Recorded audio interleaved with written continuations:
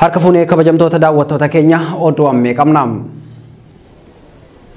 Hidhamtoota siyaasaa Oromoo mana hidhaa Qaallitti zoonii Jaaffaa keessaa tokko kan ta'e obbo Shamsaddiin Xahaa halkan ammaa kana gara hospitaala olaanaatti ambulaansiin fudhatamuun isaa dhagahame. Zoonii Jaaffaa keessatti obbo Baqqalaa Garbaa fi obbo Jawaar Muhammad dabalatee Hamzaa Booranaa fi Shamsaddiin Xahaa hidhamtoota siyaasaa Oromoo diddaa nyaata lagachuu halkan 13ffaaf geggeessaa jiran akka ta'an gabaasaa turuun keenya ni yaadatama.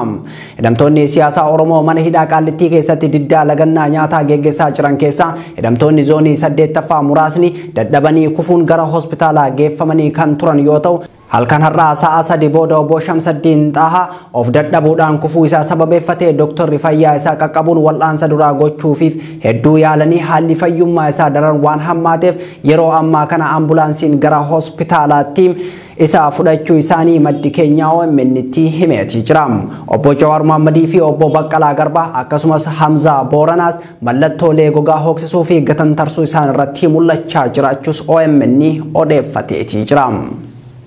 Tolee kabajamtoota daawwattoota keenya haala hidhamtoota siyaasaa Oromoo jala buunee isin biraan geenyaa odeeffannoon ammaaf qabnu kana fakkaataa qophiilee OMN wajjin turtii gaarii.